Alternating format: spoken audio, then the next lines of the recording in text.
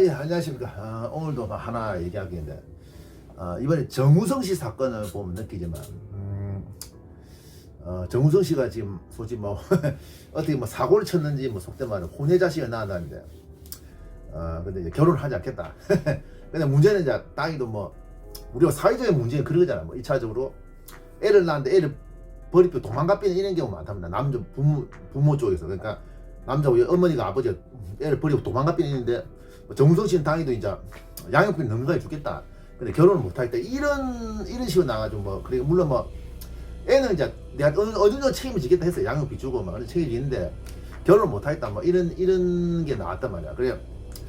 그 문제에 대해서 한번 뭐 우리가 좀 생각해 보세요. 우리가 확실히 사회가 좀 변했다는 느끼죠. 옛날 같으면 제가 제 주위 사람들이 결혼했을 때 한 10년 전이나 이때 치면 그 상상도 못 해지었단 말이야. 그래서 저도 느끼지만 제 주위에도 분명히 속된 말로 이제 사고쳐서 결혼한 사람 있습니다. 그러니까 옛날 같은 경우는 좋지 10년 전 같은 경우만 해도 완전 뭐 애를 사고쳐서 낳았잖아.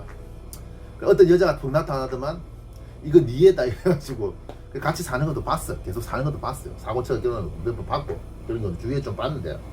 근데 정우성 씨가 근데 문제는 책임을 안 지겠다 이런 식으로 막 같이 근데 완전 책임지는 건 아니었어. 완전 책임 안 지는 건 아니었어. 정우성 씨가. 근데 이제 문제는 정우성 씨가 좀 생각의 문제가 이제 양육비는 주고 어느 정도 금전적으로 뭐 이렇게 책임을 지겠는데 그냥 내가 결혼을 못하겠다 이렇게 나와가지고 좀 옛날 같았으면 좀 난리가 났겠지. 근데 지금 우리가 지금 같은 경우도 뭐 이렇게 뭐 인터넷 댓글 보면 찬반 논란이 나오잖아요. 근데 확실히 옛날보다 세상이 좀 변한 건 사실이단 말이에요. 옛날 같으면 진짜 난리 났습니다. 그게 불과 10년 전만 때만 하더라도 그게 한 정우성 씨가 막 그랬어. 정우성 지금 10년 전이었으면 뭐 10년 전쯤에 한 2010년 초창기만 하더라도 막 정우성 씨가 이랬으면 사실 좀 난리가 났을 거예요. 네. 예. 그래 정우성 씨가 이제 사실 정우성 씨 보면 같은 남자 입장에서 봐도 잘생겼잖아요. 진짜 잘생겼죠. 진짜 멋있습니다. 진짜 멋진 배우예요. 진짜 제가 인정합니다. 같은 남자로서도 이 정우성 씨가 진짜 잘생기고 멋진 사람이라 인정합니다. 진짜 옛날에 정우성 씨가 제보다 나이가 한 4-5살 많을 거야. 제가 78년생인데 그 사람은 73년 이쯤을 알고 있습니다. 정확한 아닌데 조사를 해봐야지만 옛날에 그 비트 제가 이제 오토바이 타고 고소영 씨가 오토바이 타고 이런 비트 보고 참 옛날에 그 오토바이에 대한 로망도 만들었고 그 사람이 옛날 또 최근에 뭐 정우성 씨 드라마도 많이 찍고 또 최근에는 서울의 봄에서 이제 그 장태환 씨 역할을 해가지고 이제 좀 그것도 참 잘했는데 말이야. 남 영화 잘고 좀 사실 좀 나이가 드신 했어도 남자로서 뭐 진짜 좀 멋있고 근데 멋있고 일하잖아요. 정우성 씨. 근데 지금 정우성 씨가 이제 우리가 오늘 제가 말하고자 하는 건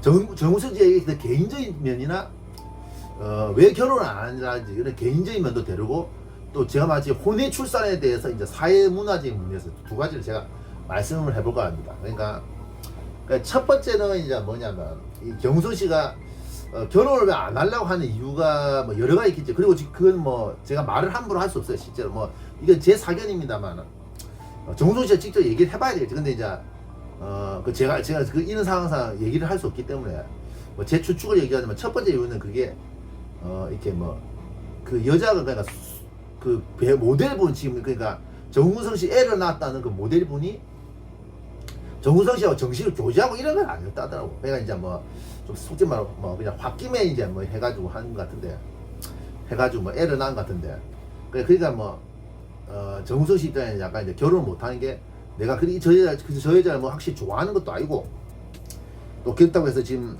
우리 정우성 씨가 지금 금전적으로 보면 뭐 물론 추산입니다만 지금 CF를 한번 찍으면 7억 정도 받고 뭐 서울의 봄이라는 영화를 대박 나가지고 정우성 씨가 한 재산이 한 몇백억 있는 걸 알고 있습니다. 뭐 정확한 건 아닌데 분명히 몇백억 있어.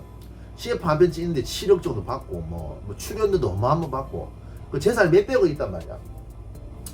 그러니까 정우성 씨도 뭐 이 부분을 좀 생각할 거야. 보면 맞아요. 그러니까 그렇게 좋아하지도 않고 마음도 준 여자도 아닌데 그런 여자하고 결혼을 했다가 이렇게 이혼을 잘못 보여버리면 뭐 이게 뭡니까 뭐 우리가 아다시피 이제 요새 같은 결혼의 리스크가 상당하잖아요. 그러니까 뭐 결혼 잘못하면 폐가망신 맞단 말이야. 그러니까 우리가 아다시피 이제 뭐 이혼 전문 변호사는 많은데 뭐 정우성 씨 재산을 대충 뭐 정확한 건 추론한 거지만 대충 추론해가지고 만약 손담비 씨와 결혼했다가 이혼해버리면 위자료는 한 100억 정도 나간다고 하더라고 재산이. 그러니까 또 우리가 이런 게 요새 사람들 말에 그런 게 있어요. 약속에 3년, 가성비 3년, 약속 10년 이런 게 있잖아요. 그러니까 가성비 3년이 3년나 살면 이제 30을 떼줘야 되고 재산 기여 또 남편의 재산 기여에 의해서 30% 떼줘야 되고 가성비 10년 넘으면 50% 떼줘야 한다 그래.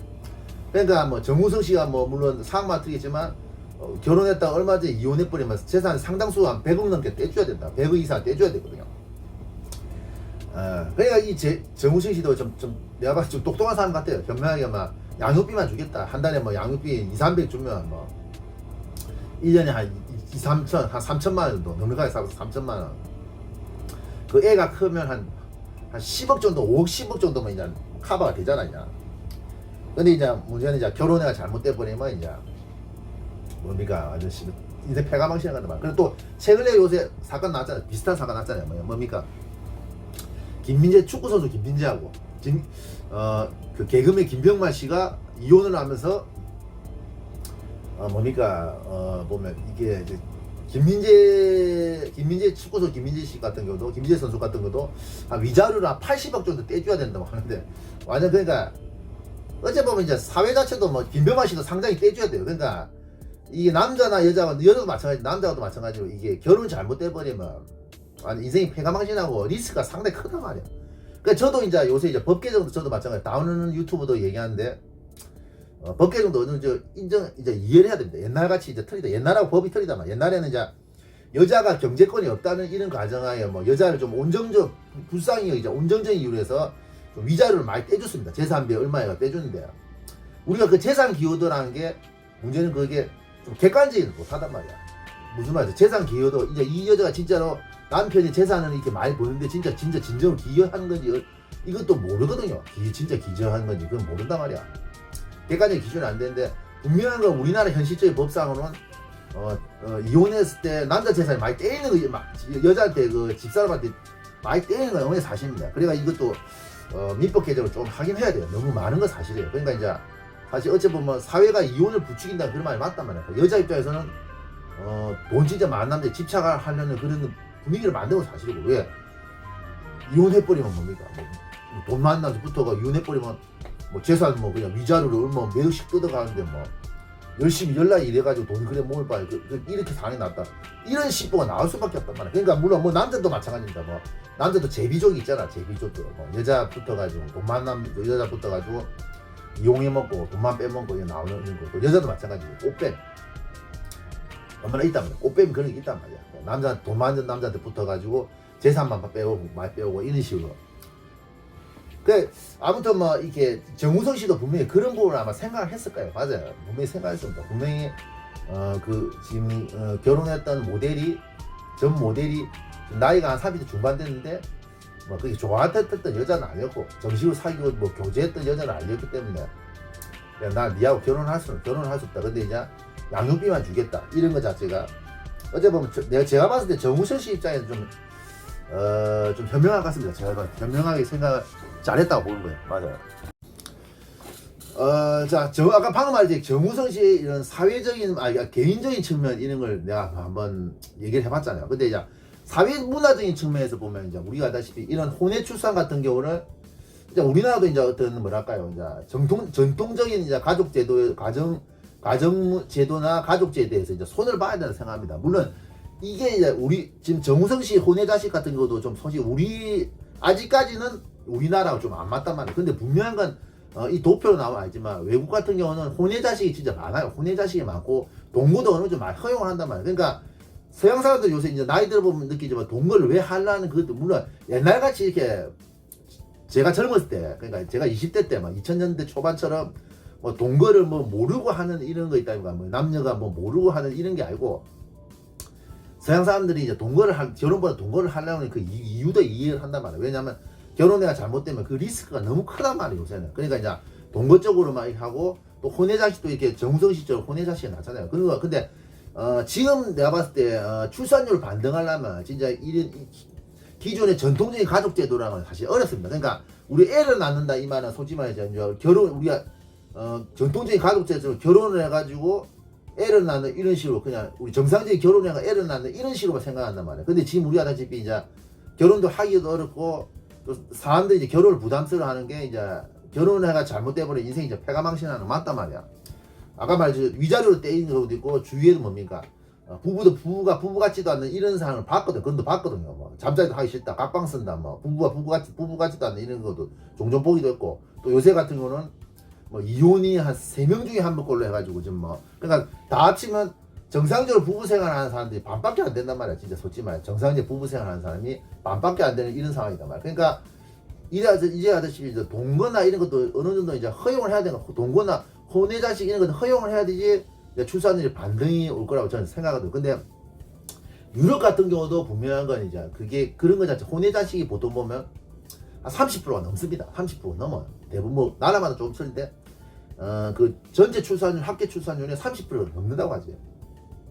그러니까 이런 걸 보면서 우리나라도 이제 어느 정도 이제 사고방식이 좀 바꿔야 돼. 전통적인 가족 제도에서는 뭡니까 이제 출산율을 반등하기 어렵고 우리가 아다시피 아까 단도사 말했지만 이민자도 이제 데리고 와야 된단 말이야. 인구가 이렇게 없으면 사회 자체가 유지 안 되기 때문에 또 이제 정통적인 가족 제도를 바꿔가지고 동거에서 낳은 아란지 방금 정우성 씨처럼 혼외 자식으로 애 낳은 이런 경우도 이제 어느 정도 이제 허용을 해야 된다고 생각합니다. 근데 물론은 이제 저는 그렇게 됐을 것 같아요. 제 이제 아들 세대나 이제 아들 세대들이나 지금 이제 10대나 어린애들이 이제 나이 먹으면 이제 그런 세상이 나을 수 있을 것 같거든요. 저도 생각하거든요. 그러니까 전통적인 가족 제도에서 이제 출산율을 반등한다는 것 자체는 진짜 어렵고 사실 어렵고 또 분명한 건 2차적으로 결혼도 하기도 어렵기 때문에 요새 우리나라 같이 이제 뭡니까 이게 출산율을 반등하고 지금 출산율 상당히 위기단 말이야. 근데 지금 우리가 점차 이제 와닿잖아요. 지금 보니까 아까 말했듯이 단독에서 말했지만 자영업 시대의 전문은 다 여러 가지 요인이 있지만 그 중에 하나가 저출산. 인구가 없단 말이야. 인구가. 그럼 인구를 어느 정도 많이 하려면 보면 이민자를 데리고 하든지 출산율을 반등하는데 혼외 자식이나 동거 가족에서 동거 제도에서 이제 출산하는 이런 것도 우리나라가 어머니가 허용을 할 때가 왔다고 봅니다. 맞아요. 그러니까 이게 정우성 씨 논란 자체 이게 정우성 씨 사건을 보면서 느끼지만 이것도 확실하게 단순한 문제가 아니더만 정우성 씨가 좀 이게 혼외 자식을 낳아 지금 유튜브나 사회적으로 막 많이 떠드는데 저는 그래 생각해요. 아까 말했지 개인적인 측면 정우성 씨의 개인적인 측면을 얘기했고 이제 지금 사회문화적인 측면인데 분명한 건 이제는 우리나라도 전통적인 가족제도 안에서는 출산율 반등하기 어렵다. 또 이제 결혼한다는 것도 너무 힘들고 너무 어렵고 이혼이 요새 너무 많기 때문에 뭐 옛날 사람들처럼 뭡니까 결혼 못한 건 좀 이상한 놈이고 뭐 이상한 사람 또 또라이냐 뭐 아니면 이혼했다 이러면 사람 자체가 뭐 좀 이상하고 또라이 좀 지었고 또 옛날에 이혼한 사람 일부였단 말이야. 일부였단 말이야. 그러니까 지금 또 사람들 자체가 뭡니까 옛날에는 생각해보면 나이 어릴 때 결혼했어요. 우리 부모 세대는 나이 어릴 때 결혼했어요. 그러니까 보통 저희 아버지도 나이 33살에 결혼했거든요. 저희 아버지. 근데 31살이나 2살에 결혼했는데 그때 그 당시 옛날 70년대 이게 억수 늦게 결혼합니다. 그러니까 보통 보면 그때 한 20대 20살, 23살 이때 결혼하고 이랬다고 그냥. 근데 보면 근데 문제는 옛날 같은 경우는 사람이 결혼을 하지 않고는 혼자서 살기가 좀 어렵고 또 동시에 옛날에 뭐 모르고 시작했기 때문에 그다지 뭐 이렇게 리스크가 크지 않았다. 옛날같이 모르고 또 옛날에는 보통 보면 단칸방에 숟가락 하나만 해가 했기 때문에 그 결혼에 대한 리스크도 그렇게 크지 않았단 말이야. 근데 지금 같은 경우는 뭡니까? 사람들이 또 인내심도 없어지기 때문에 조금 옛날에 그냥 참고 살자. 뭐 옛날 부모들은 우리 부모 세대들 위에 세대들은 그런 게 좀 좋았잖아요. 인내심 이런 게 강했고 뭐 참고 자식 때문에 참고 살자 이런 게 있었는데 요새 같은 경우는 그냥 인내심이 약해지기 때문에 사람마다 틀릴 수 있겠지만 엄연하게 그냥 갈라서버립니다. 그리고 제 주위에 제 후배들도 운동하는 후배들도 이혼한 사람들이 상당수 좀 있습니다. 어느 정도 있어요. 이혼한 사람들. 그러니까 요새 저도 후배들한테 듣는 소리가 이제 갔다 왔습니다. 요 말 좀 듣거든요. 한 번씩. 형님 저 갔다 왔습니다. 맞아요. 그러니까 이제 우리가 옛날하고 틀리다 사실 틀리냐.